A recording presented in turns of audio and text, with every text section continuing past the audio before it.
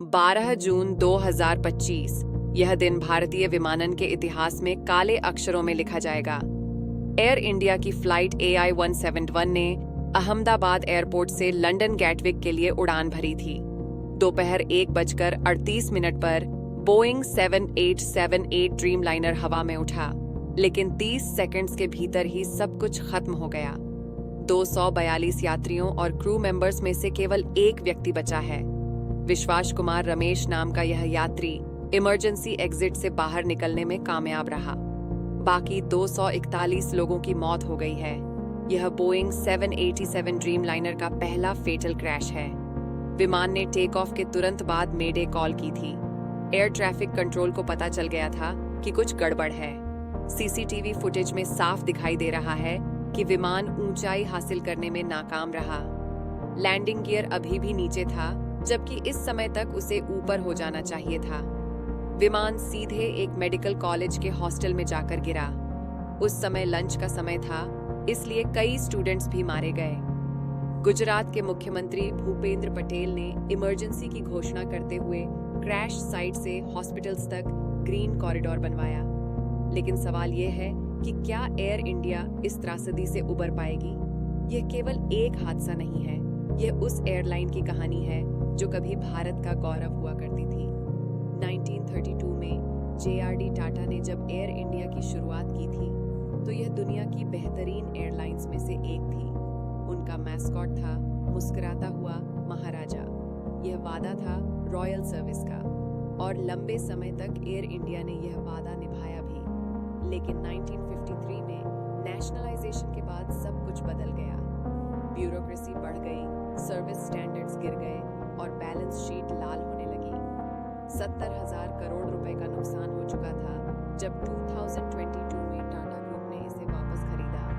यह प्रोडिगल सन की घर वापसी थी, लेकिन 3 साल बाद भी तस्वीर धुंधली ही नजर आ रही है। टेक्निकल प्रॉब्लम्स लगातार आ रहे हैं। इसी साल जनवरी में एक एयर इंडिया फ्लाइट का बेंगलुरु में इमरजेंसी लैंडिंग हुआ था इंजन फेलियर की वजह से। दिल्ली से एक फ्लाइट को रशिया में लैंड करना पड़ा था हाइड्रोलिक इश्यू के कारण। थिरुवनंतपुरम में भी एक फ्लाइट का इमरजेंसी लैंडिंग हुआ था। एक फ्लाइट के विंडशील्ड में क्रैक आ गया था। न्यूयॉर्क से न्यू दिल्ली जा रही फ्लाइट को स्टॉकहोल्म में इमरजेंसी लैंडिंग करनी पड़ी थी इंजन ऑयल लीक की वजह से। यह कोई इत्तेफाक नहीं है, यह एक पैटर्न है। अब सवाल ये है कि एयर इंडिया बच पाएगी या नहीं। देखिए, कुछ अच्छी बातें भी हैं। टाटा ग्रुप के पास पैसा है और प्रभाव भी है। शॉर्ट टर्म लॉसेस को झेल सकते हैं। इंटरनेशनल फ्लाइंग राइट्स भी हासिल हैं, और भारतीय यात्रियों में अभी भी नॉस्टैल्जिया है एयर इंडिया के लिए। लेकिन नॉस्टैल्जिया से सीट्स नहीं भरती, सेफ्टी और रिलायबिलिटी से भरती हैं। आज के इस क्रैश ने स्टेक्स बदल दिए हैं। रेगुलेटर्स सख्त हो जाएंगे, इंश्योरेंस प्रीमियम आसमान छुएगा, ग्लोबल एविएशन बॉडीज सवाल पूछेंगे, और सबसे बड़ी बात, यात्री दूसरी एयरलाइंस का रुख करेंगे। हाल ही में एयर इंडिया ने 570 नए विमान खरीदने का ऑर्डर दिया है। यह दिखाता है कि टाटा ग्रुप गंभीर है। फ्लीट रिन्यूअल हो रहा है, लेकिन यह काफी है क्या? हिस्ट्री गवाह है कि एयरलाइंस का रीइन्वेंशन आसान नहीं होता। मलेशिया एयरलाइंस को देखिए, 2014 में 2 हादसे हुए, अरबों डॉलर का नुकसान हुआ, रीब्रांड करना पड़ा। फ्लाई जमैका को 2019 के क्रैश के बाद ऑपरेशंस बंद करने पड़े। बोइंग के लिए भी यह बुरी खबर है। ड्रीमलाइनर की यह पहली फेटल क्रैश है। विसल ब्लोवर ने पहले भी 787 की मैन्युफैक्चरिंग में शॉर्टकट्स का आरोप लगाया था। FAA इन्वेस्टिगेशन चल रही है। बोइंग के शेयर्स 7% तक गिर गए हैं। लेकिन एयर इंडिया के लिए यह कॉर्पोरेट अर्थक्वेक है। बुकिंग्स गिरेंगी, हेडलाइंस डरावनी होंगी, कॉम्पेंसेशन क्लेम्स आएंगे। सबसे बड़ी चुनौती है कंज्यूमर कॉन्फिडेंस वापस लाना। एयरलाइंस केवल प्लेन्स और फ्यूल पर नहीं चलती, वे कॉन्फिडेंस पर चलती हैं। वह कॉन्फिडेंस खो जाए तो एयरलाइन ग्राउंड हो जाती है। अभी तक एयर इंडिया पब्लिक फ्रस्ट्रेशन का शिकार थी। ये क्रैश उसे बिल्कुल खत्म कर सकता है। ब्लैक बॉक्स अभी भी इन्वेस्टिगेट हो रहा है। इंजन फेलियर था, पायलट एरर था, या मेंटेनेंस इश्यू था, ये पता चलना बाकी है।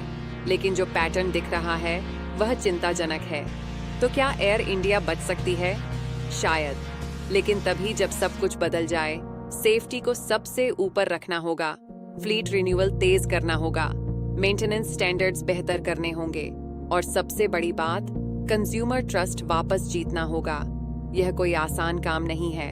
एयरलाइंस का रिवाइवल रेयर होता है। कई बार वे क्रैश होने के बाद फिर उड़ नहीं पाती। एयर इंडिया के लिए यह मोमेंट ऑफ ट्रूथ है।